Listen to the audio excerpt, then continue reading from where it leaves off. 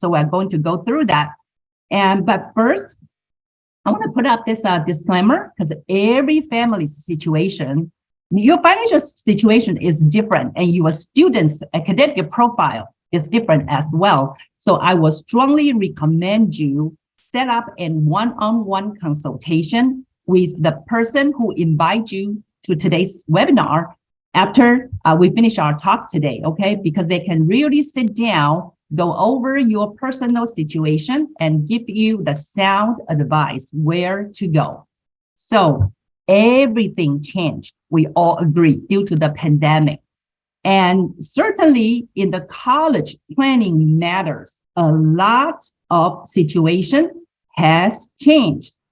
First, we want to know is that UC already canceled, or you can say they just abolished the SAT test requirement, so no longer need that.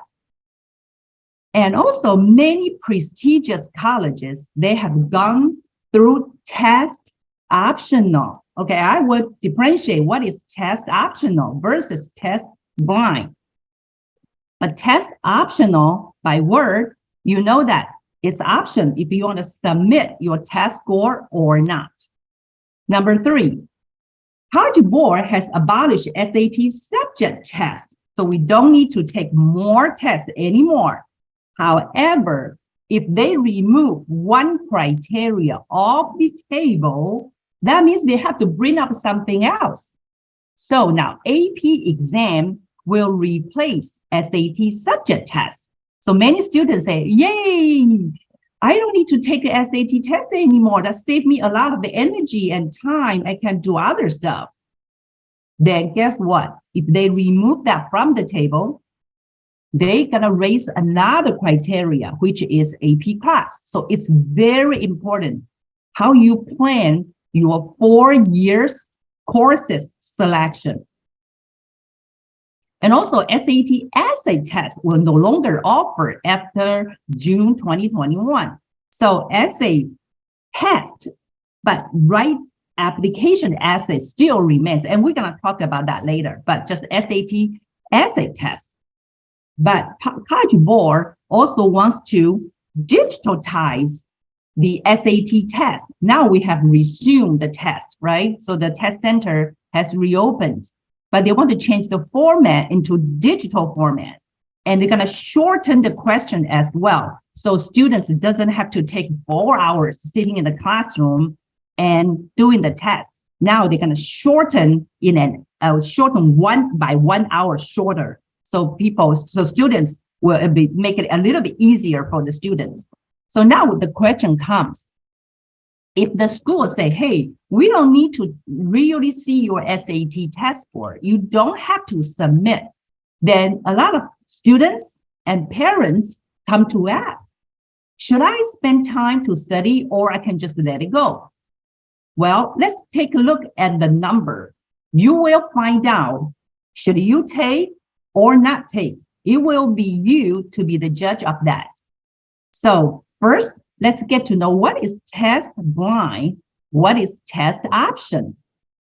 Test blind, if you see the school tell you it's test blind, that means that even though you have taken the test and you are happy with your score, you submitted a score, they will not count it, they will not consider it because it's test blind to them. They don't want to see the score.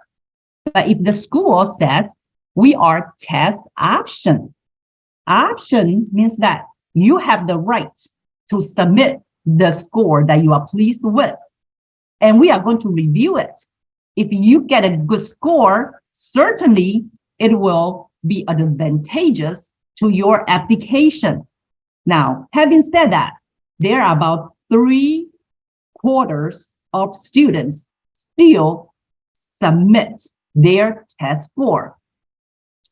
And you'll be surprised, over the years, even during pandemic, after pandemic, students' overall test scores are improving among different races. They are improving. So students still work hard. So if your students tell you, oh, they don't take the test anymore, it's test optional, So maybe I don't want to take the test. You really want to think, if your kid's GPA is good, is a good student, why not just go ahead and take the test? Because it's not adding too much burden to them. Unless their test score is really, not impressive, then you might not want to send it. But if their score is good, certainly it will help them.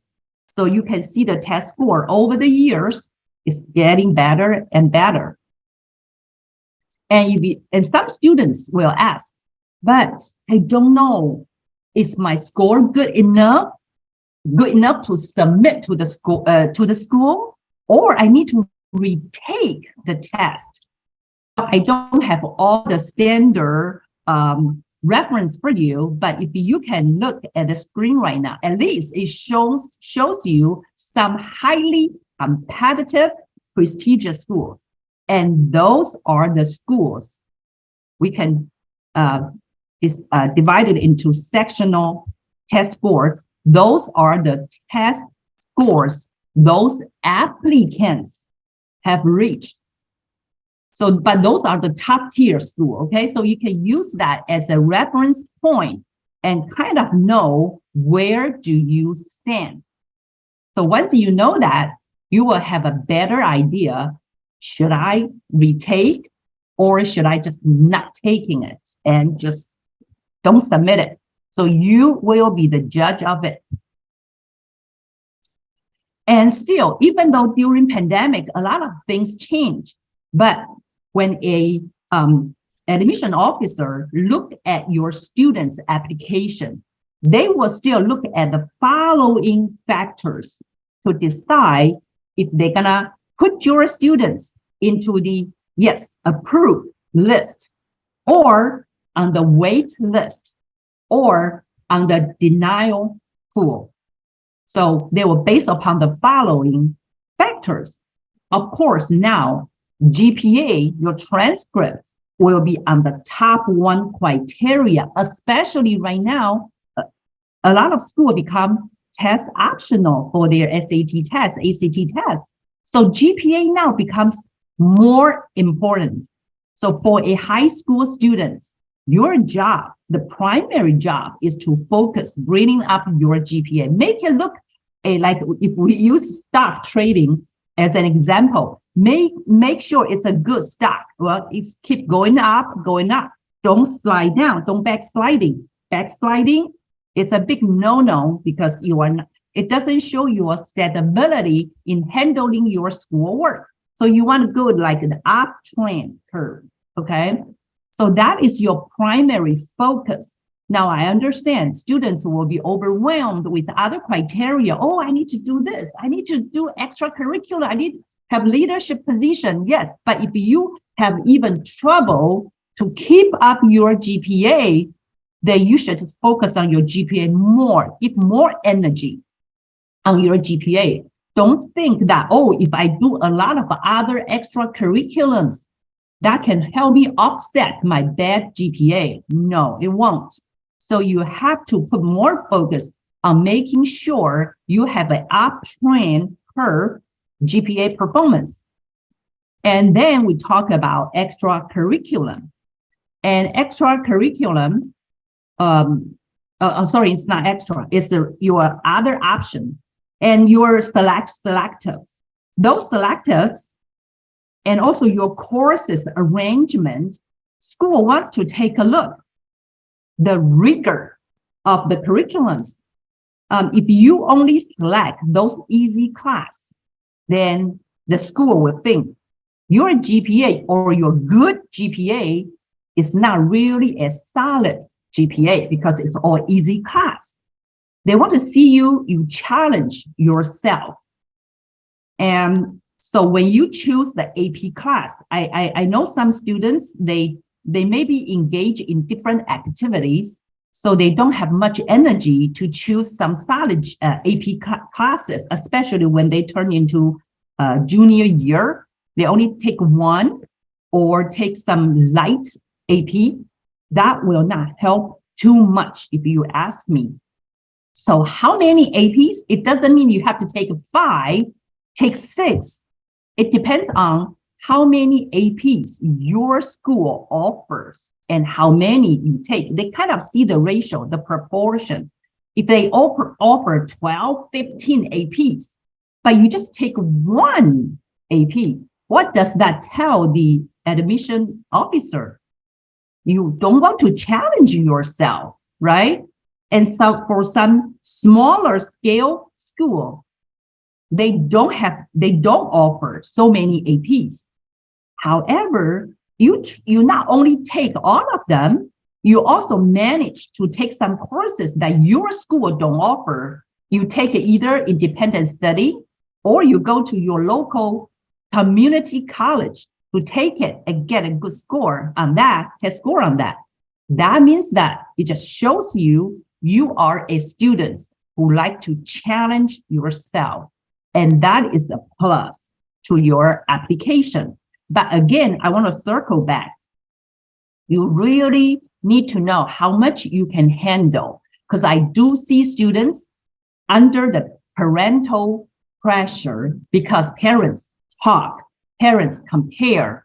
So they ask your kid to take as many as they can. And one of the students already voiced out, I can only take 4 at most. But the mother said, no. My colleagues' friends, my neighbors' friends who take 5 or 6, you must take at least one more. I don't know if the daughter got pissed off, just want to prove her mother was wrong, or she really is just out of her league. And she finally took 5, but that 5th AP, she totally flunked it. And that does not look good on her application. So you really, on one hand, you want to know how much challenge you can take. On the other two, you also need to know, can you handle it? So you have to find out the balance point to show the admission officer that you are doing your best to challenge yourself. Then AP exam, again, you want to take according to your ability to take as many, but not those unrelated AP class has to be related to your major. And also you have to have good test results to add some power to your academic resume. Then academic activity-wise, I see a lot of students, what they do is that they randomly choose different activities just because they hear their friends doing it. So they don't know why they need to do it, just because other students do it, so you are doing it as well. But right now, the students want to find some trace, okay? They want to find something from your resume, from your experience, and the activity that you select. They want to see, are those activities really reflect your passion, your career goal, because your major is not tying with your career goal, right? And does it demonstrate your character somehow? Does it show the leadership? They want to find out that trace from your extra curriculum, from your activities. So when you arrange that for yourself, you really want to do some planning yourself. You want to really get to know yourself, what you really enjoy to do. Will that tie to your future career? So they want to see that relevance. You want to make sure that they are connected together. Then you don't have to hop around from one activity to the next, and they are all independent from one another. No connection whatsoever, because you have limited time and you have limited energy. So you want to orient that to make it look good on you. And of course, if you have special talents or you are like in varsity team, that's another plus. Now, letter of recommendation. This is still important because this will give you some edge to know who you are, your character, when your teacher writing some good notes on you, good reports on you. The school will have something to hold on to, and they will confirm with your other application, right? Your essay, your courses. So they're gonna they're gonna see, hey, synchronize. If this is the person, if this is the students that our school is looking after. The last but not the least is, of course, your application essays. Then there will be the main essays from public school, and there will be the we call Common App essay. All those are the long essay, and then you will have some short essays as well, supplemental essay. And the essay is the main purpose, okay, of essay is to give the the admission officer a chance to take a look of your personal life, because they got your test score, they got your curriculum, extra curriculum, but they want to know your personal side. So this is a chance for them to get to know you as a person. So you want to write it in a way, not like a brag sheet, not like you send your resume to an employment agency. You want to write it in a personal way. Like when they read it, you have to grab their attention like they are watching a movie. Have you ever been to a movie? The first 5 minutes, you already say, oh, I don't want to see the movie, or I want to run to the bathroom and I'll come back later. So if your essay is writing in that way, you probably already lose their interest. So you want to make sure your essay is written in a way it's like they are watching a movie. You are the person who is leading, who is playing the leading role. So you want to interest them. Oh my goodness, this student's real interest in his story or her story. I want to read on. So you want to write it in a way that they can even see you from your description. They can see you. Okay, that's what you want to do. And of course, right now many students are using ChatGPT, right? A lot of people are using that, and people would think, hey, ChatGPT can help me give me a lot of idea, help me to write reports. I know that because right now, according to the stats, about 86% of students are using ChatGPT to write their homework assignment. Will this impact your essay writing? I can only tell you now, I cannot predict 5 years, 10 years down the road, will ChatGPT even get improved and totally replaced but writing your essay. But for now, I can tell you is that ChatGPT helps you to write. But just think, use your common sense. Everybody will look standardized. The essay will look very similar because it's not your tone of voice. And the school will want to when they really want to read your tone of voice, your personal touch. That cannot be replaced. So ChatGPT maybe can help you to come up with your story outline. You ask the assistant of ChatGPT to help you to come up with the outline, but you are the person have to inject the soul into your writing. So when they read it, they will know this is not from ChatGPT. You have to inject your own soul into your essay. So school are looking for some characters, some traits of a student to admit. And for us as the parents, while you are raising up your children, you're trying to arrange some activity for your kids. Actually, behind the scene, the underlying of those activities is not just help them to become varsity team in a sports team, or to have them can do debate. They can become a public speech figure. All the activities that you try to engage your students is you want to develop some traits in them so that they can carry along throughout their lifetime, right? And those traits are the traits school are looking from a applicant.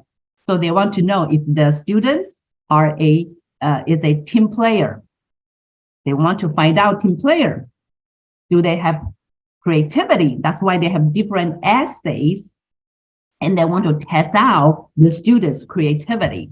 Challenging. Do they want to challenge themselves by taking different classes? Curiosity. This is everything. If you are not curious, you will not be a good student. You won't do good research. Commitment. Are you like a butterfly hopping around on different activity, just like I said before, because your neighbor, because your friends doing this activity, so you also do that, but you do not understand why you want to do it. But can you focus on one or a few engagement activities, but you really spend time into it? So they can see, wow, you spend a good amount of time into that kind of activity to show your commitment. And that may not be some kind of like just piano, taekwondo.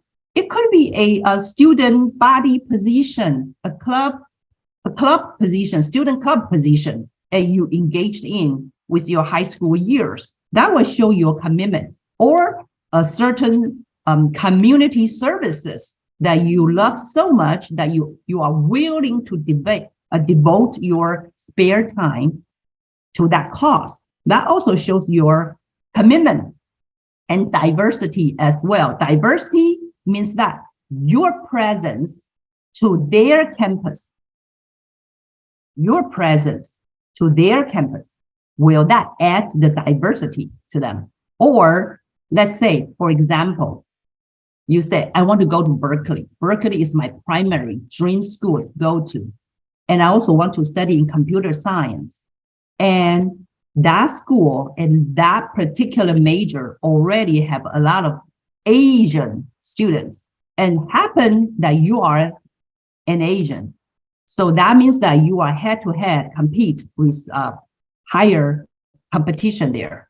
It will show more competitive to you, and your presence will not add too much diversity to that school or to even to that department. So when you select the school, make sure you are not lopsided to the school that only have certain races is the majority of the students. You want to make sure you diverse, okay? That will also ease a lot of tension on your own shoulder.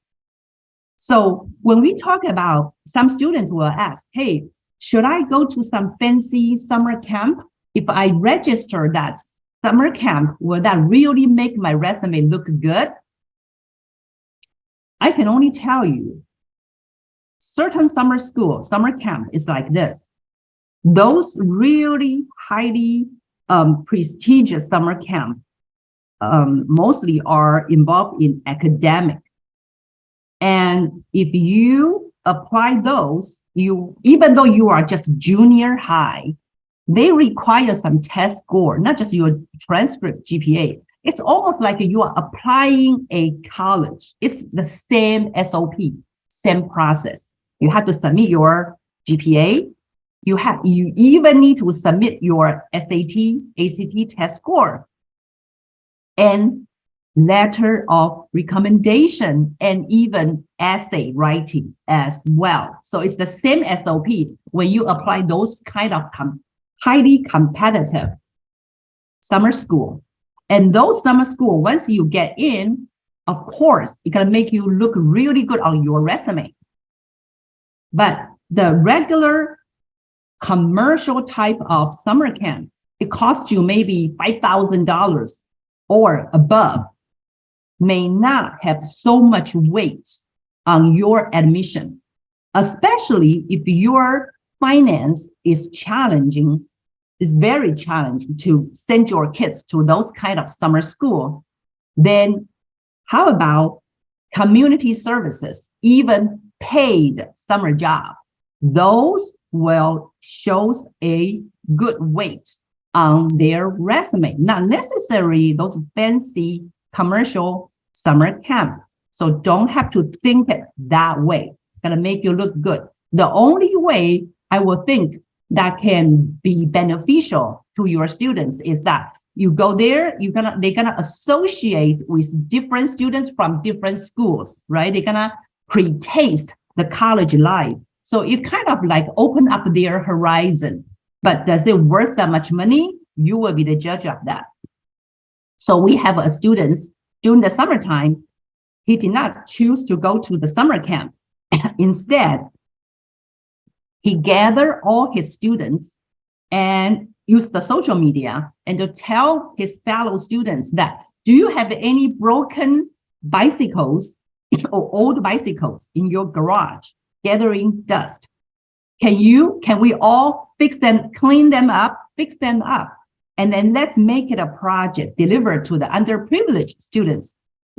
So he raised the attention. Many of his high school students just want to respond to this project. So all together, they make such a good project to deliver those bicycles to the underprivileged students. And he's the lead head of that project. So that summer, he finishes the project. This project is much better than he just go to a commercial summer camp. So this just gives you an idea. There are many ways to help your kids to go to the next level and make them a person who is a good member to the society, to the community, without break your bank.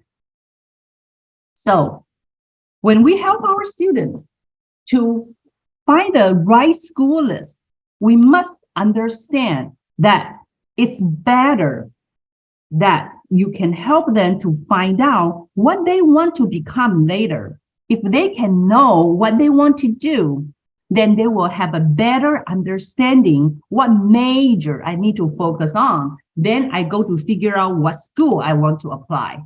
So instead, many students, they do the opposite way. They don't know what they want to do, and they have no idea. They only hear some names of the school, and their resources are very limited. So they focus on the ranking of the school, not even related what's their major. So that is not a good idea. And they end up later, may want to, switch or transfer to different school, and that will waste time, waste money. So when they choosing their school, they are not really look into inside, and that later they're gonna feel, oh, maybe I made the wrong decision. And some school, they didn't really go to check it out or do enough research. And later they found out that social life there or the culture there, they don't fit in. So they also want to transfer out. So this all the question before you really compose, put together your school list. This is all the question you want to ask yourself. You want to really think it through. So the school that you want to really come together is the school fit your kids' personality, learning style, fits their academic performance, and also consider the tuition. How much is the cost of attendance? Can I afford them? So you want to come up with the school overlap in the center part. That's the school you want to apply. Once you have those school lists, then you want to distribute those school lists in such a way that 30% will be your dream school. So those are the challenging school. Your students may have a little bit hard time to get in. Then 60% of those schools will be, we call the fit school. Those will fit your students exactly on the center part. Then the next 10% will be the school we call the safety net. So that way, 30, 60, and 10. If you distribute your school list that way, you will feel, hey, your college application journey will be a little bit easy. It's not that intense anymore. Because remember, you are looking for the school, but the school are looking for you as well. So we just have to find a good match. Okay, find good match is very, very important. Now, we're moving on to college expenses now. When our kids apply college, you cannot wait until say, hey, my kids got accepted. So now let's face another problem, how to pay for my kids' tuition. that'll be too late. You always want to plan ahead of time, especially financial planning, because it takes time to make sure you'll find your asset falls into the right allocation. If you wait until the last minute, many strategy will not apply to you. So the earlier, the better. So how early? If you say, hey, my kids are still in elementary school, even in kindergarten, will that be too early? Not too early, because you have more than 10 years, 15 years lead time, and you're gonna see the power at that time. By the time when your kids arrive to the age of applying college, you will already know, wow, your asset has been accumulated all these years to be prepared. Better yet, those assets will not be assessed by school. So I'm going to go deeper in a few minutes. But first, let's take a little bit updates on the college funding side. Is that right now the UC will give more financial aid to, I would say, native Indian. If you are native Indian, then UC will give more aids to those students. And last year, I do have one student that is native Indian, so they will get good financial aid. And you can see the tuition cost of attendance right now across the whole country, across the board, is increasing. So right now, I know all the parents are under the pressure, right? Inflation, everything, and the salary is not keeping up. So does the cost of attendance. They are still keeping rising. That's why it's even more important for us parents to plan ahead so that we won't caught off guard. And many students, they are actually the beneficiary of student aid.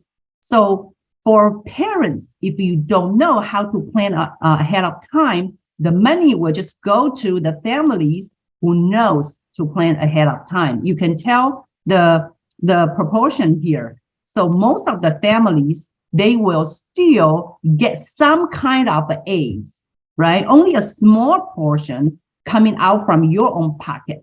So if you don't know, you end up paying, we call the sticker price.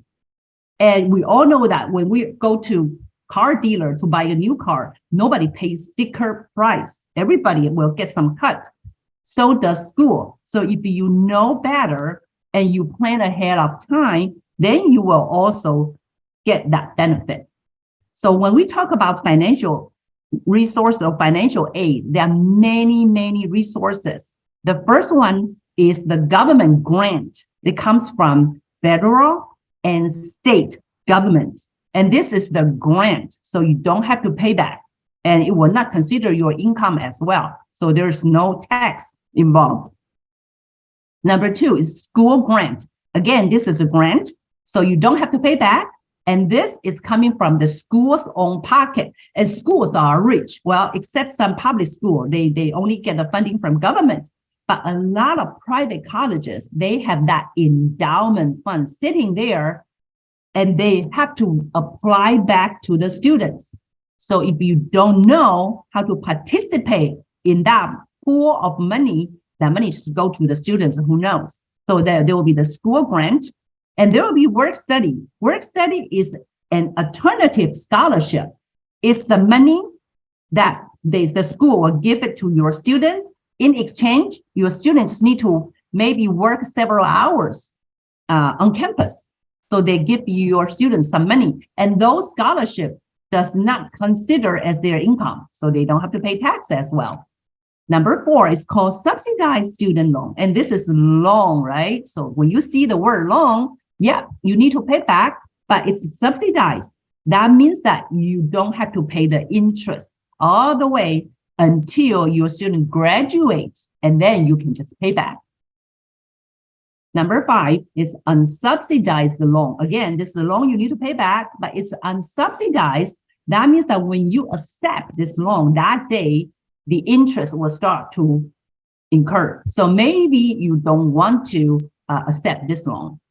And the sixth, but not the least, we call tax scholarship. So tech scholarship is a little bit confusing to most of the people.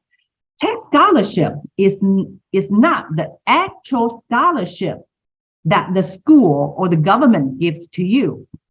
It's through tax planning, strategic tax planning, and we're going to help you to see you can save a bunch of tax dollars to pay to the government, especially during the year that your student goes to college. So the tax money you save, you can use the money to fund your kids' college tuition. Okay, so that's what we call it tax scholarship. So all those are the strategies that we can help you to come up to see which one you qualify by helping you to do a comprehensive financial planning. And now we're moving down to some changes, updates, and those updates are very important. It's related to the financial planning. So you want to know so that you can plan ahead of time and plan well.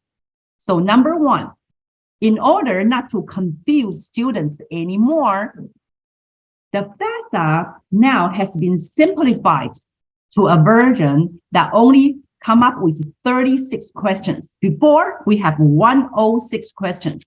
So a lot of students, they don't know how to handle them. And some parents, they are behind as well. They don't know that they need to file the FAFSA. So they kind of just let it go and they end up lose the chance to get financial aid.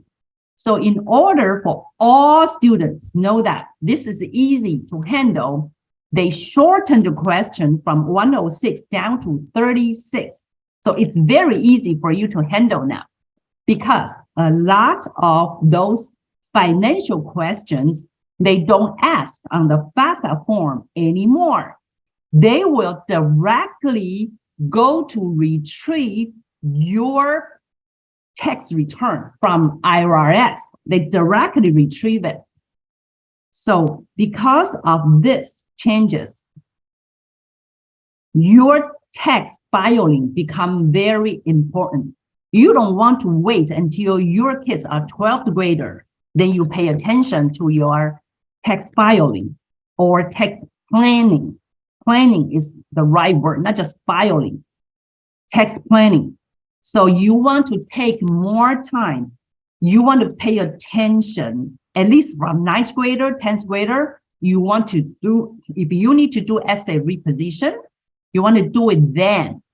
Because at that time, you file a tax. By the time when your kids go to college, when they pull out your tax return from the IRS, it's all consistent. So tax planning become more important than ever. And now they will replace a terminology, EFC, with SAI. Before we call EFC, expected family contribution. That is an amount that after you file the FAFSA and you're gonna see EFC. So that EFC shows you how much money that you need to pull out from your own pocket. But in reality, not all school will meet your needs 100%. So besides your EFC, there will be a part we call unmet needs. That is also your responsibility. So then parents will get confused. Hey, let's say your EFC is 5,000 and the school that your kids go to is 40,000. And in your mind, you would think, hey, my EFC is 5,000. So after I pay 5,000, I'm done. My kids should be all okay. But then later you find out, oh no, there is a unmet need. That's also my part. And I wasn't prepared for that. I didn't know I need to pay for that as well, right? So now they changed to SAI. It's a student aid index number. So they changed to that is to give you an understanding how much aid you're gonna receive. So you will have a better idea. If I can receive this much aid and the cost of attendance minus how much I can receive, then the rest is my own responsibility. So this will be a little bit clear to the families to plan their college funding. The third one is not a good news to most of the families. The multiple children in college. Before, if you have 2 or more students that go to the college at the same year, your EFC was divided by the number of the students are in the college. For example, my first child and second child, they are only 1 year apart. So they were 3 years. They both were in college overlapped. So my EFC was divided by 2 for those 3 years. And that will reduce my EFC to both of my students. So I can get more financial aid during those 3 years. However, the FAFSA calculation, they cancel this rule now. So if you do have 2 kids or more in the college at the same time, you cannot divide by those numbers, okay? But instead, you will see their SAI means that how much financial aid each of the students can receive or not receive. So you're gonna see that number. So that's why college funding planning is even important. Otherwise, again, you're gonna be caught off guard. Income protection allowance will be increased. We all know that because of inflation. So every parent can have more protection allowance to show on your tax return. But the next one is more important now, the assets. So there's a rule of thumb.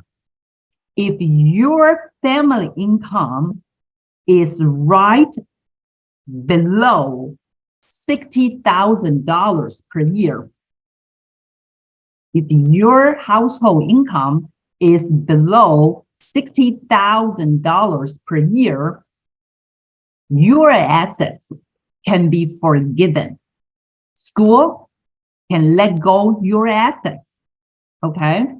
However, most of the family income is above 60,000. Especially if you are the middle and higher income family. FAFSA right now will shift the gear from assessing your cash flow more heavily to assess your wealth, meaning your assets. Again, if your income is above 60,000, especially those middle income family, higher income family, FAFSA will now shift the focus less on your cash flow, but more towards your wealth, your assets. So assets, reposition, assets, reallocation planning becomes important than ever, okay? So that I want you to keep in your mind. And of course, if your students comes from a single parent family, divorced or separated families, FAFSA will allocate more budget to that. But then again, who's gonna file FAFSA for the students if your marital status is divorced or separated? So FAFSA now this year becomes to whichever the parent claim your child on the tax return will be the parent to file the FAFSA. Okay, so that would be the rule of thumb. But some people will say, hey, my divorced spouse has lower income. So maybe I will have the lower income parents to claim on their tax return. But school wants to know the non-custodian parents' income as well and assets as well. And they will ask the hire the person, the parent who has higher income or more assets to report, to file FAFSA. That means, again, circle back to the previous guideline. Asset reposition, tax planning is very important. Doesn't matter if you are single, you are divorced, or separated status. You just need to plan. The last but not the least is about the parent and the grandparents' gifts. So we all talk about 529 before, right? But now the rule has changed a little bit. So if the parents open a 529, it considered as the gifts to the parents. So it will not consider as the child's assets. So that's a plus. That's a plus. Now, when we talk about financial planning, especially college planning, we got to understand how schools see our wealth, our assets. Now, from the perspective of taxation, our money, our wealth can fall into the following three categories. The first one is called tax always. So you can see all your bank's assets or your real estate assets. All those we call brokerage assets. Those are taxable. Every year, as long as you have trading, you have gain, you have to pay tax. Second category is called tax later. So you can see mostly are the retirement accounts sitting in there. You don't get to pay tax.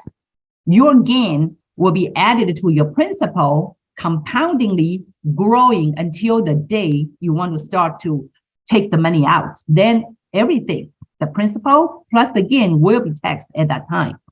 The third category is tax advantage. You can see Roth IRA, Muni Bond 529-7702.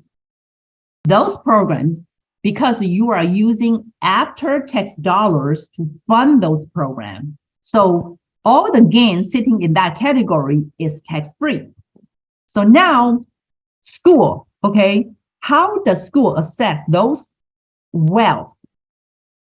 For the first category, tax always, they will count it against you, means that make you lose your eligibility to get financial aid. So the first category. Second category, because it's your retirement money, so they will let it go. So that money is okay. That's for your own future. You got to look after yourself, right? So that's a good thing. You can leave the money there. School will not touch it. And the third category, 529 and muni bond will be considered assessed asset. Muni bond 529 will be considered assessed asset, which means that will make you or reduce your student aid eligibility. We can see this FAFSA side. It just shows you clearly investment include real estate, except the home you live in, your rental properties, and trust funds, UGMA, UTMA, and those are the custodian accounts for your students. Money market funds, that's basically just your CD, your checking, your saving, your money market in the bank account. Mutual fund, CD, stock, land, all this. And 529 as well. This will, unless it's grandparents owned, 529, okay? So parents owned, student owned, still consider as the students, your family assets to be considered. The money will not, the investment will not be included. It's on the bottom. Let's blow it up. So the investment do not include the home you live in, the value of life insurance, which is 7702 program, your retirement accounts. So those will not count. So it's important for you to understand the guideline so you take your time to plan ahead. And you sometimes people will worry, but if I reposition those money, will my money become not liquid anymore? There will be program that even you reposition to those assets category that will not be counted against you, those are still liquid. But time is the major factor. So that's why you need to plan ahead of time, way ahead of time. The earlier you plan, the money will become more liquid for you to use. And at the same time, it will not be assessed by school. So dual purposes. Not only you can shelter from school, but it can grow for you, and later you can have the power to access to it, to pay for the things. And some people will say, but 529 sounds not bad. I'm not saying 529 is bad. It's not bad at all. And also right now, there's a saying that 529, if you don't use the 529, you can transfer into Roth IRA. Have you heard of that? If you heard of that, but we still have to remember, not everybody eligible to open Roth, right? Especially your household income is higher, then you are not eligible to open Roth IRA. That's number one. Number two, even though you qualify to transfer to Roth IRA, but remember, 529, when you set up the program, two step back. First one, it has to be used to qualify education expenses. Okay, so if your kids want to buy a car, it may not apply. Number two, if your kids somehow not using it, or later they want to do something else, the money in the 529 will have some restricted, some limits to use that. And number three, it will be counted as what? As your assets or your students' assets. So you reduce the chance for you to get financial aid. So you have to wait, see which one is better for your interest, and you can make that decision. So the next one, I'm almost coming to the end. I just want to show you some real financial aid letter, award letter, so that you have understanding what we were talking about, the financial resources. So this is one of the students got admitted to Princeton, and you can tell that Princeton grants comes in $48,000 and change, right? So that's the Princeton grant. Grant is what? School's pocket. And work study, $2,900. So that's the work study. That's another alternative of scholarship. So combined together, these students get $51,000 and change. And those are money they don't have to pay tax, they don't have to return, they don't have to pay back, they don't have to pay tax as well. And the family still has to pay a little bit. The students pays close to $23,000, but the students get to go to a highly competitive, prestigious, and high price ticket private colleges.